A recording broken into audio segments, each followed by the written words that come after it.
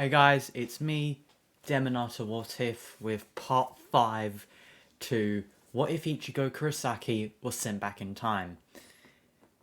Now, I tried to upload this yesterday actually, but I kind of messed up when I was recording, and halfway through it, so about 16 minutes into the video, I messed up and everything got reset, which was great.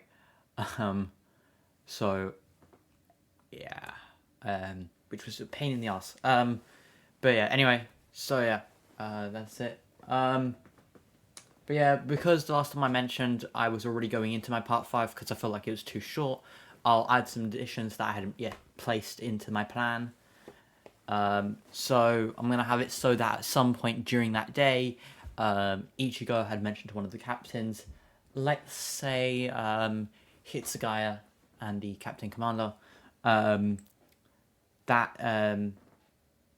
like it's such a big place. I can't believe that there are only 46. Wait, no. I can't believe that there are only 46 people in charge. Like stuff like that. And one of the two main things he mentions is, you guys have a really slow process of getting things confirmed. Like you should probably go check on the 46, make sure they're doing their jobs correctly. This kind of pisses off Hitsugai and the Captain Commander, but when they glare at him, he remains unfazed. Ichigo also hints that with so many people here, they must have issues. Again, they pick up on the subtle idea that they may be a traitor, and yeah. Now, of course, before Ichigo leaves through the whatever the gate's called, basically he receives the substitute Shinigami badge from I want to say Yukitake, the dude who has white hair and is in fact like the right hand of the Soul King somehow. Anyway, yeah, so that's all I had for additions to my previous part. But yeah, let's get straight into it. So, as Ichigo is walking out from the portal to the Serite, Ichigo remembers Ginjo and how they met.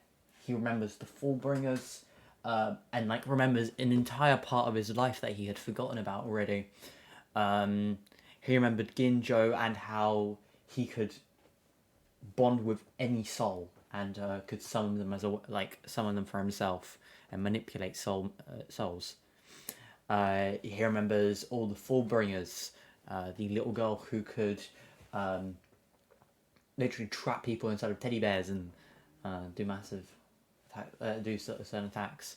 He remembers the child who, now I might be wrong about this, but I'm pretty sure it's a prodigy or something. But he remembers the child who played video games to the point where he gained an ability surrounded by video games, trapping people in them, making them have abilities based on video games. Yeah, he remembers Tsukishima, who could wipe memories, even his own, with his blade. And he remembers the lady who had the dirty boots ability, where she got dirtier and more powerful. He then puts it back to the back of his mind and continues walking with plans for later. Now, we change point of view to Chad, who has met the Fullbringers early. I've already got a good description of them, and he has the same same understanding of them, except for he doesn't know Tsukushima's powers. They have not revealed it to him yet because they don't fully trust him. So yeah, he met the Fullbringers 2 weeks before going to the Serite, and of course, still knows them afterwards. So yeah, Chad had gone here because he felt like Ichigo was protecting them too much. He felt like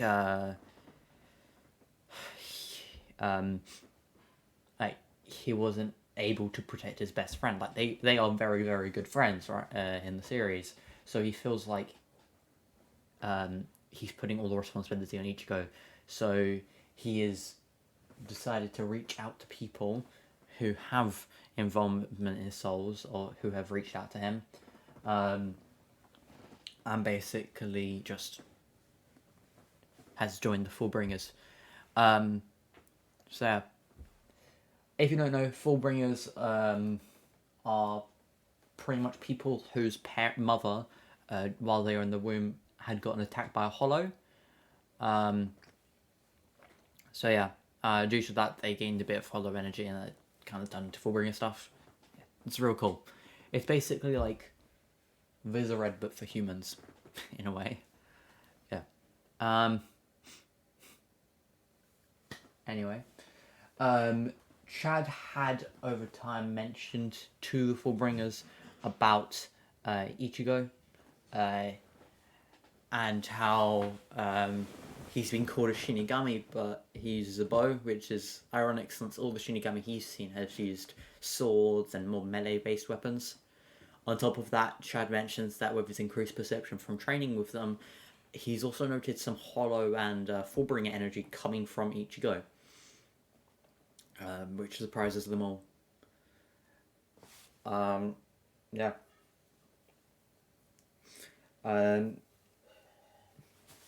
Chad actually had originally mentioned to them when he had joined that he joined because he was struggling with being comfortable with his best friend constantly protecting him, and he wanted to be someone who could protect, because Chad's the Chad. So yeah. Now I want to say that Chad already has the devil arm, like both devil arms, but he does not, because he's only been training for 2 weeks. He hasn't been going too hard on it. But yeah. What else? Yeah. I don't think there's any more information I can do from Chad's point of view. But yeah.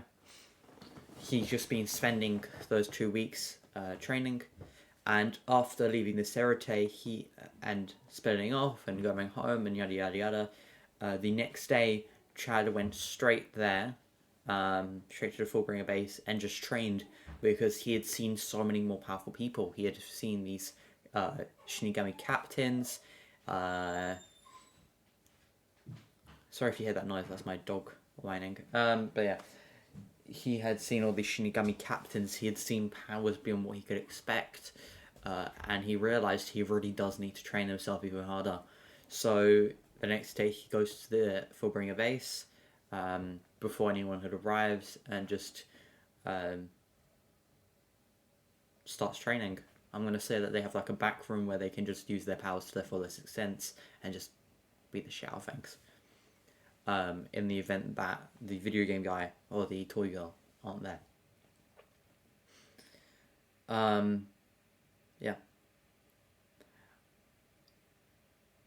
A few weeks of this pass, Chad has, again, as I said, he hasn't trained enough to get that arm, because remember, he spent a year training, and I think he got that arm then.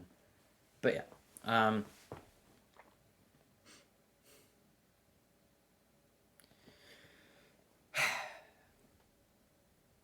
I'm gonna say a few weeks past like that, Chad training. The Fullbringers noticed this, but between them, they are actually planning on inviting Ichigo. Now, keep in mind, they do not believe that. They believe that he's a Fullbringer, but they don't fully believe that they can take his powers. They also think he's probably not got the greatest energy, because I'm gonna say that Chad hasn't actually mentioned to them a lot of things. But yeah, they probably think that he hasn't got like an enormous amount of energy, so they are not planning on stealing his abilities for now. But yeah, they are going to reach out to him. So, a few weeks pass, and summer starts. So as in like the summer holidays start. During summer holidays, pretty much on the first day, or like one of the first days, the Fullbringers, or at least some of them, I'm gonna say Ginjo and like maybe the toy girl or something, kind of go out to meet Ichigo. They go to him. Ichigo is stunned by them appearing and is like very, very confused because he was meant to meet them much, much later. But yeah, they both basically mentioned that they think he's like them. They think he's a Fullbringer, and they want him to join them. Ichigo says, literally just says he'll think about it, and they they do that really cool mystery thing where they kind of like walk off into the shadows, you know, that sort of thing, and like basically whisper that they'll be waiting. Uh,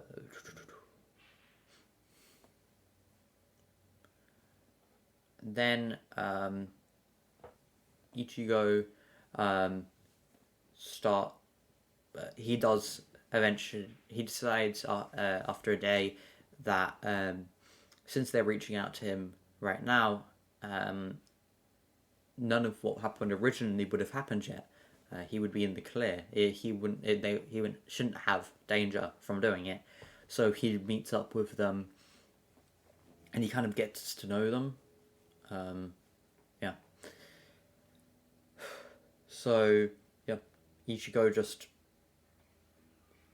kind of attempts to join their group, or at least starts to get to know them. But literally the day after he had met up with them, during being there for like half a day or something, Chad shows up and he's completely confused when he sees Ichigo inside of the dollhouse, apparently trying to awaken his Fullbringer powers.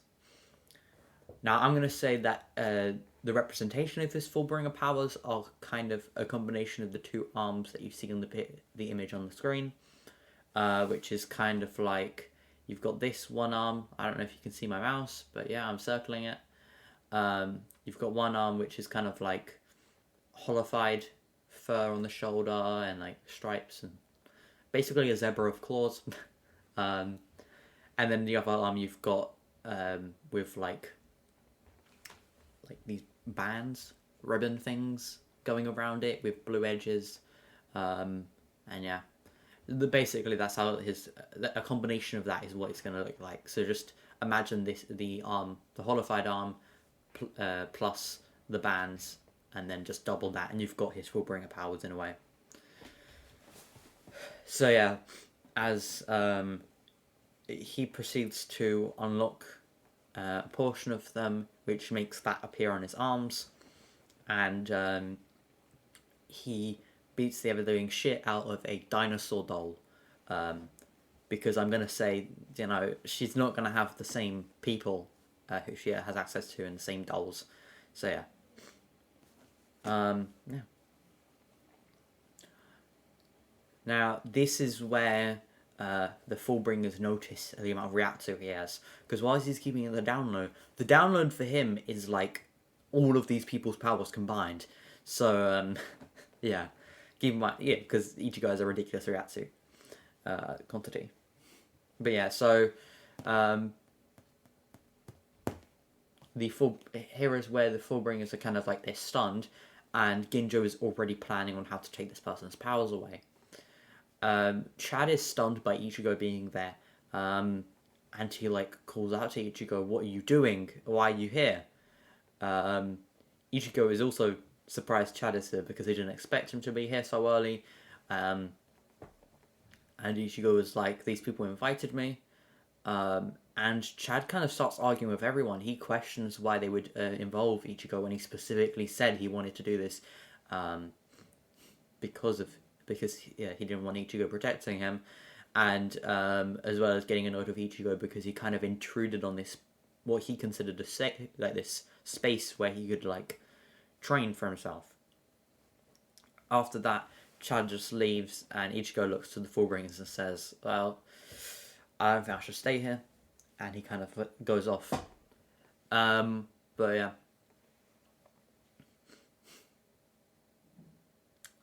But yeah, yeah. So this leads to kind of Ichigo realizing that he's been protecting his friends too much. and he's kind of been coddling them, and you know they're probably not going to appreciate it, especially Uryu and Chad. So Ichigo opens up a group chat on his phone and sends a message to all of them, saying, "Hey, you want to meet up at some point? I want to train you guys," or something along those lines. So yeah, the next day, Ichigo is still waiting for a response, and is on the archery field at his school, which I'm just going to say there's a club that's still open for the summer holidays, and he's kind of just shooting at targets, practicing his aim. While he's there and he's pulling the arrow back, and like aiming at the bullseye directly where most of his arrows have gone, he sees a man in white clothing, like a white jacket, and with black hair and a floating book, as well as a long sword. No, this is not a Black Clover reference. I'm not referencing Black Clover abilities in here. But yeah, he's taken off guard, realizing this is Tsukushima. Now, he obviously sees Tsukushima watching him, and begins to think about what if the Fullbringers have already kind of like started plotting against him, because he still doesn't fully understand at what point they do, and he can't keep in mind everything that's going on. So yeah, he begins basically like planning for two eventualities, which are that Tsukushima had decided himself to go off, or that they are planning on taking his powers. But yeah, all that this is just a coincidence, which he highly doubts. But yeah, moving to back to the Fullbringers. After Ichigo had left the day before, they actually started kind of like talking about his powers. Tsukushima even being like appearing there and talking to them about it as well. And thus they plan basically the same thing as they had in canon, just not the idea of him like making his Fullbringer powers manifest completely, because they think he already has based on the amount of detail in it. And yeah, basically what they plan is for Ginjo to steal it and put it between the two, all of them, and like so that they can, you know, amass more power. And so Ginjo can get back on the Soul Reapers, because they haven't seen the substitute Shinigami badge, but Ginjo still dislikes the Shinigamis. So yeah, they kind of have this plan that's being built up, and it all rides on Tsukushima wiping all of their memories about it, and them trying to get Ichigo's help and Chad's help to defeat him, and basically training both of them up so that they can, like, you know, stop Tsukushima, and then yada yada. But yeah, and that's what leads into Tsukushima watching Ichigo, because he had just came out of the base after wiping all of their memories and having them making them feel like he attacked them and betrayed them.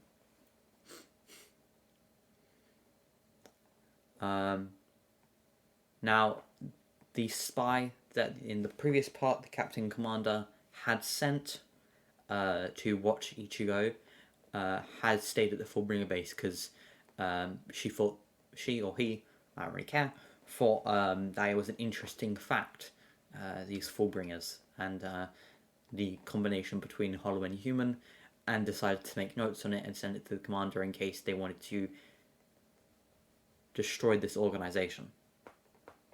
But yeah, after using one of the butterflies to send this to them, they continued with their job of watching Ichigo, and yeah. So, yeah. The very next day, so it's now been 2 days since Ichigo had left the Fullbringer group and the Chad had left it, and Uryu and Arahime the previous night had messaged Ichigo saying that they were willing to come, but Chad didn't answer because, you know, he's still pissed from the previous day. So yeah, this day that Ichigo is spending his time with them, teaching them. For example, with Uryu, he's been helping him with aim, helping him use his abilities faster, telling him ways he could possibly increase the usage of his abilities and use the Quincy bow for longer. Then with Orihime, he's just giving her more ideas. And as well as that, he's basically just helping her out and just gain some muscle mass, just in case. And yeah. The entire day basically goes by like that, and then during the evening, when Uryu and Orihime are leaving, Tsukishima is still watching all of this and kind of takes note of his friends, how they're being trained. A few more days pass like this, about 3 days, and on the third day, during the evening, again, Ishida and Orihime and Ichigo have split up. Orihime being walked home by Ichigo. Basically, Tsushima attacks Ishida. So what he does here is he just plunges his blade through Ishida's chest, completely changing his memories to believe that Tsukushima is a good guy and like that they're friends. He then proceeds to do the same thing, or attempts to do the same thing to Orihime, who rejects every single one of his attacks, and then proceeds to try and use the attack with her rejectability to kill, or at least, well, not kill because Orihime is not yet at that mental state where she could, but at least severely maim Tsukishima, like damage him greatly, which she does achieve. She actually cuts off his arm. She rejects the existence of his arm, basically. Tsukishima is horrified by this, and just begins running off and decides, you know what, he needs to go after. If he can do anything, he should go after Ichigo now, Ichigo's family, just because he's not going to survive he doesn't have a high chance of survival anyway later on. So after putting some like simple bandages over his arm, he goes on ahead of Ichigo. So before Ichigo gets home, let's say that this was in a very short period of time, or at least that Ichigo is a lot further than from Orihime's house. And he just, like, Tsukishima gets to Ichigo's house beforehand and attacks all of them, changing their memories, believing that, if as previously, he is the cousin. But yeah, he then does. It kind of just ends up the same as in the manga or the anime. He enters their house. They greet him as if he's his cousin. Ichigo is very, very surprised by this. But here, he knows what happened last time, and he doesn't bother attacking him, because he knows that last time this happened, everyone went against him, and yeah, it's not the easiest thing to attack your family, you know? So what he does is he kind of plays along with it. They have a lovely dinner with Ichigo treating Tsukishima as if Tsukishima had actually stabbed him, which is kind of ironic, kind of weird, but and Tsukishima is astonished by this. He's confused, and at the very end, Ichigo is like, "Oh, Tsukishima, I'll walk you out of the house. You know, we can catch up." And Ichigo and Tsukishima begin leaving the house, and as they walk out the door, Ichigo forms a Sero arrow in his hand and puts his head behind Tsukushima's head, piercing him through the skull. And at the same moment, his little sister, the ginger one, opens up the door. His family see out the door, and they just see Ichigo putting his hand against the back of Tsukushima's head, and Tsukushima just dropping to the floor with a horrified expression, and blood now dripping out the back of his head and a hole in it.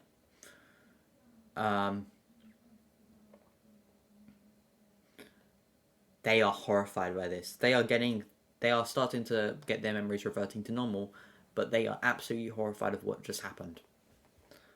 So yeah. The spy, of course, is reporting. Elise is watching this, and yeah, there isn't really much else to it.